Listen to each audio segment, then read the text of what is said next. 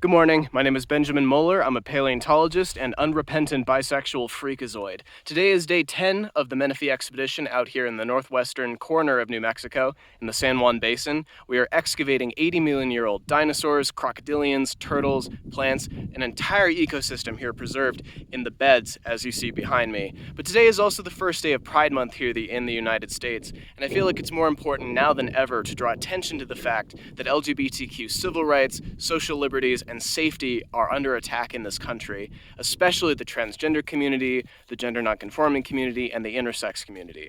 There's always this demand in science that we leave who we are at the door in order to achieve perfect objectivity in our work, but it's simply not possible for the queer community and women in science and immigrants and migrants in science to move in these spaces when our governments and our workplaces and our societies are able to incite harassment and legally discriminate against us and do these calls for removal and violence and even extermination. The proportion of people in this country that believe in a very narrow view of how you're allowed to love and how you're allowed to identify is increasingly small as time goes on, but they're also getting increasingly vicious and increasingly bold because they know that they're losing. The Pride movement has been going on for 50 plus years strong. It shows no signs of stopping, and this is why they're using every mechanism they can through the state and through social means in order to incite removal of us. And one of the ways that we combat this is by being open and by being proud and by calling out the fact that we are here in every space in paleontology.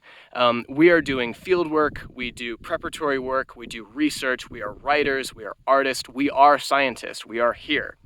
And there's really no sure sign that you don't really understand the paleo community if you're one of these people who leaves nasty comments under my videos every time I do a field video on Pride, pointing out the fact that we are here doing this work. People will always say, why are you trying to force diversity in paleontology? What's the point of this? The point is that we are a very big community in paleontology and that there is no reason to try to shut us out. That is, unless, of course, your reason for shutting us out is the fact that you are part of this movement in the broader society to erase us from our work and from this community.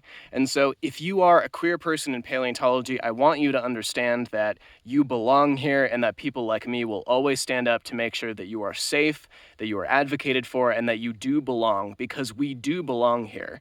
You know, I'm out here busting my ass to bring bones back to the field so that all of us can enjoy a broader and richer understanding of natural history and of the past of this earth that we all share.